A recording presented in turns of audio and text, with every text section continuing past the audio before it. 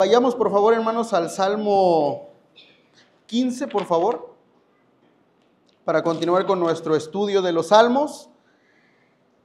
Venimos estudiando, hermanos, en Salmos pasados esta situación en la que se encontraba el salmista, que nos exponía y nos decía y nos hablaba acerca de la maldad de los hombres, de su entorno, que decía que todos los hombres eran malos y que no había ninguno justo entre ellos.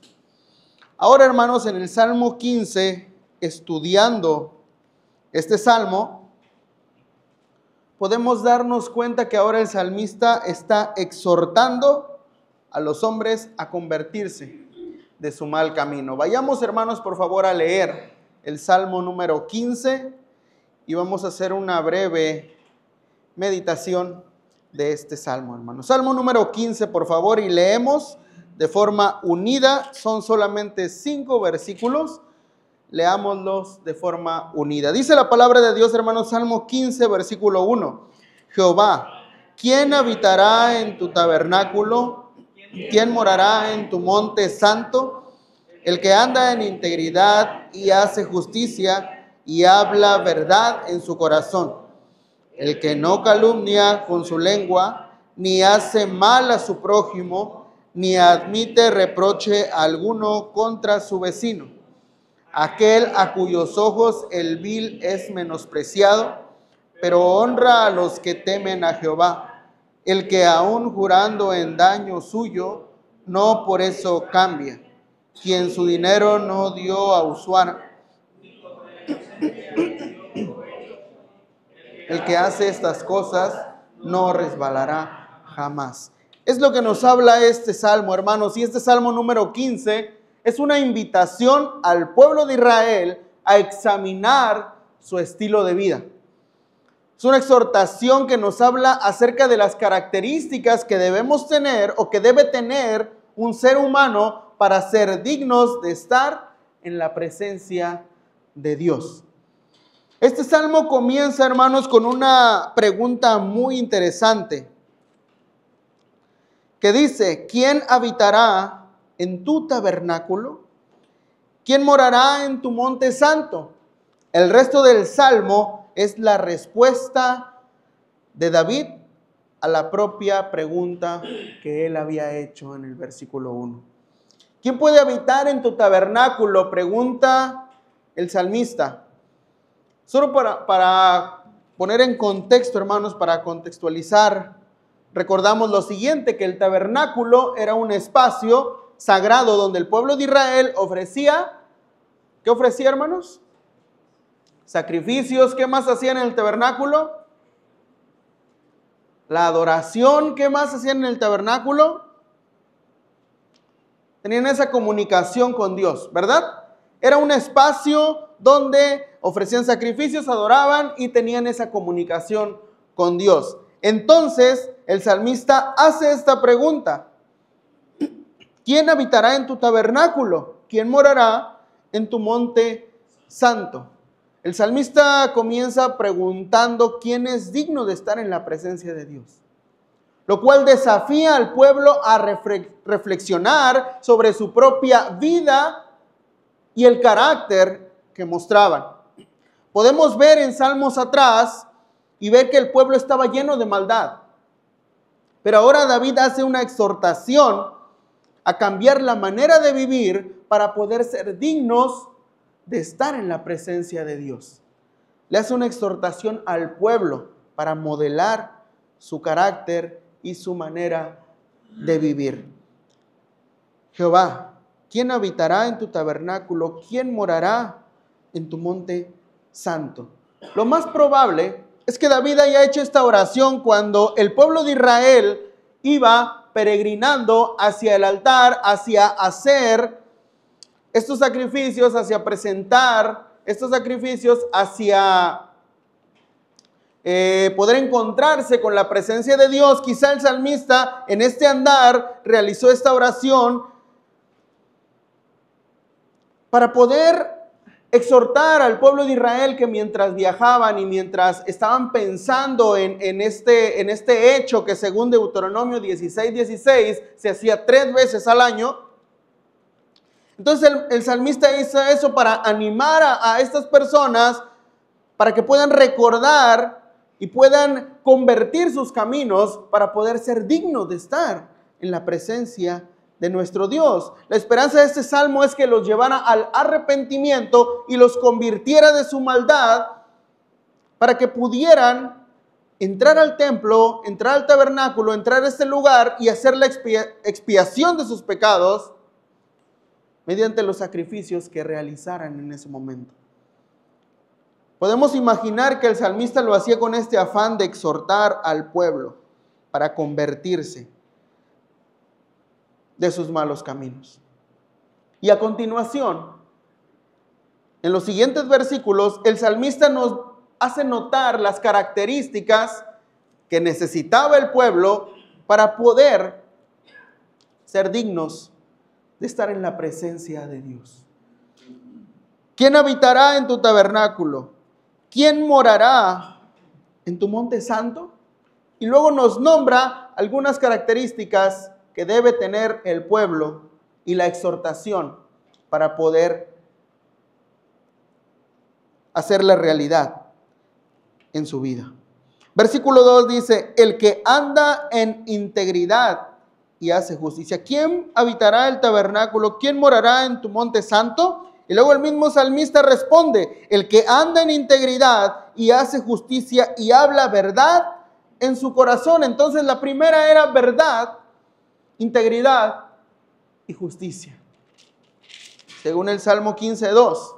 El significado, hermanos, que pude encontrar de vivir con integridad y justicia, dice que implica actuar de una manera honesta y equitativa, guiados por principios morales y éticos, tanto en acciones individuales como en interacciones con los demás.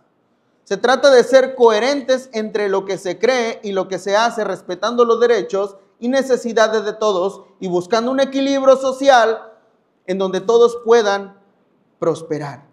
Entonces, hermanos, entendiendo estos conceptos, el que anda en integridad y justicia habla de que ande siempre haciendo lo correcto, haciendo lo justo y hablando verdad en su corazón, no calumnias. No hechos que pongan en duda su integridad. No siendo egoístas. No siendo injustos. El que anda en integridad y hace justicia y habla verdad en su corazón. Versículo 3, hermanos, nos dice, el que no calumnia con su lengua, ni hace mal a su prójimo, ni admite reproche alguno contra su vecino. El que no calumnia con su lengua. Esa otra característica que no deberían tener para poder ser dignos de estar en la presencia de Dios. Es decir, habitar con amor y habitar en compasión. Vivir con amor y compasión implica una serie de acciones y pensamientos que reflejan una profunda conexión y preocupación por el bienestar de los demás. Ser benignos los unos con los otros. Se trata de un compromiso de cultivar la empatía y entender el sufrimiento ajeno y actuar con amabilidad, buscando aliviar el dolor de los demás y promover el bienestar general. Andar en amor y compasión. Versículo 3, el que no calumnia con su lengua, hablar con amor, tratarlos con amor, ni hace mal a su prójimo, ni admite reproche alguno contra su vecino, hermanos. Entonces esto se traduce en andar en amor y en andar en compasión. Pero hay uno más que habla el versículo 4 y 5. Aquel a cuyos ojos del vil es menospreciado, pero honra a los que temen a Jehová, y el que aún jurando en daño suyo, no por eso cambia, quien su dinero no dio a usura, ni contra el inocente admitió cohecho. Es decir, vivir en fidelidad, honestidad y justicia. Otra característica, hermanos, vivir en fidelidad, honestidad y justicia. Cumple sus promesas, es fiel y leal, no acepta sobornos, no calumnia sobre un inocente, sino que usa sus recursos de una manera justa y honesta.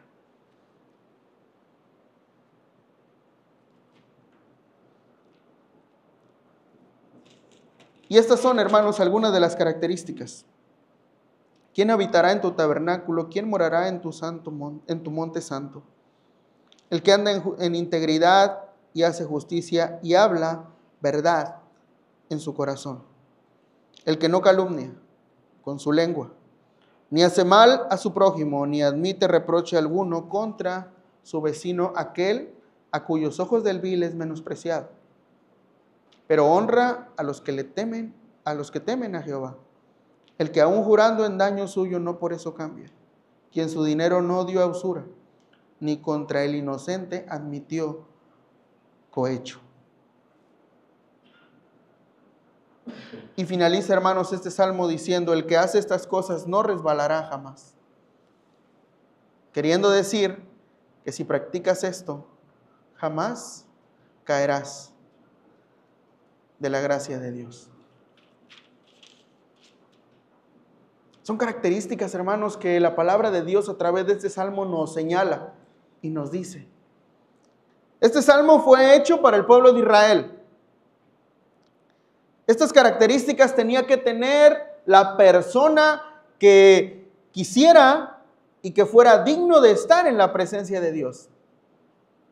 Estas características, aquí se engloba prácticamente todo. Integridad, justicia, verdad, no calumnia, no hacer mal a su prójimo, no hacer chisme, no menospreciar al que menos puede, hacer favor o favorecer a los que temen a Jehová, no haciendo daño a las demás personas, no usando su dinero para poder cometer iniquidades, no aceptar sobornos, no injuriar al inocente. Todas estas, hermanos, características que el salmista refiere en este salmo que tenía que tener la persona que fuera digna de estar en la presencia de Dios. Las personas que pueden entrar a la presencia de Dios según el salmista deberían ser personas justas, personas honestas, personas de lengua limpia, personas amorosas, afectuosas, personas que odien el mal y que temen a Dios.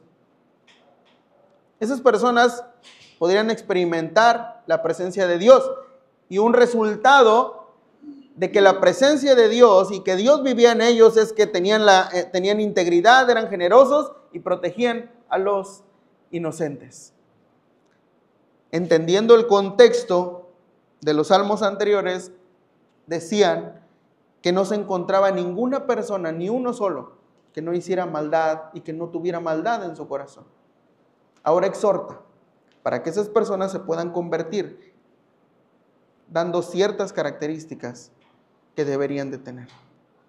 En resumen, hermanos, este salmo habla acerca de las personas que pueden acercarse a Dios y señala que las personas que quieran acercarse a Dios son las personas que obran, aman y le sirven genuinamente. En este salmo habla que Dios busca personas que guarden su ley, que reflejen su carácter y que busquen su santidad.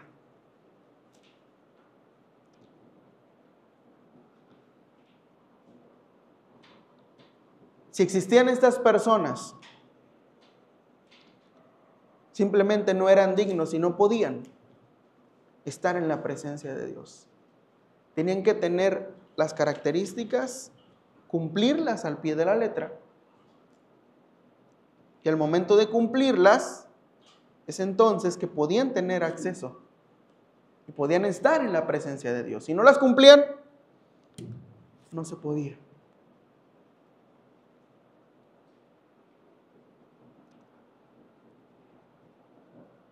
En nuestros tiempos, hermanos, yo creo que sería muy complicado, y hablo por mí, tener al pie de la letra estas características.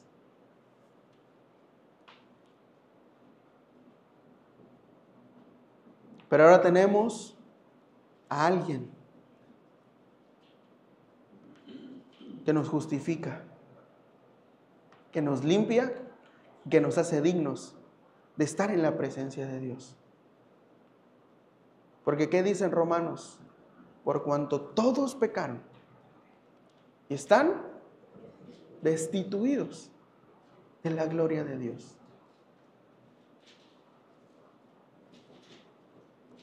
Si no estuviera Jesucristo,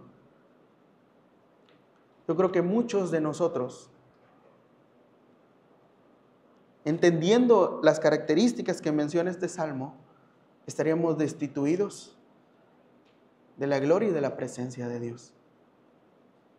Pero hay alguien que nos justificó y que por medio de su sacrificio allá en la cruz del Calvario, a todos y cada uno de nosotros nos dio la oportunidad, nos dio de su gracia, nos limpió y nos dio ese gran privilegio de ser hechos hijos de Dios.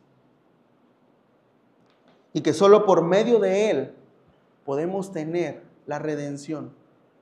Solo por medio de Él podemos tener el perdón de nuestros pecados y el acceso a una vida eterna. Dijo el Señor Jesucristo: yo soy el camino y la verdad y la vida. Ahora, hermanos, ya no vivimos bajo la ley, sino vivimos bajo la gracia. Pero muchas de las veces, nos tomamos de esa gracia para poder evadir nuestras responsabilidades como cristianos. Dijo el apóstol Pablo: ¿tendría que abundar el pecado para que la gracia abunde? En ninguna manera. Jesucristo, hermanos, nuestro Señor Jesucristo también quiere que cada uno de nosotros como cristianos y como sus hijos cumplamos con estas características. Que cada uno de nosotros como cristianos reflejemos su carácter, el carácter de Cristo, el carácter de Dios, el único digno, el único santo.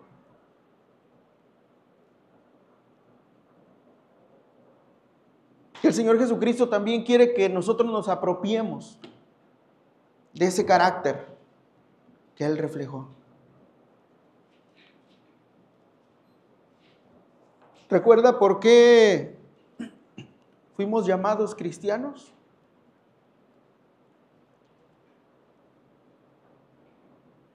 Porque éramos pequeños Cristos. ¿O fue el nombre o el origen de la palabra cristianos? Pequeños Cristos. Entonces, como cristianos, la Biblia nos exhorta a ser cada día más parecidos a Cristo. Quiere que reflejemos su carácter. Quiere que reflejemos su amor, su compasión, su misericordia. Porque el día de hoy, hermanos, no echamos un vistazo a nuestras vidas, a nuestro carácter y a nuestro corazón.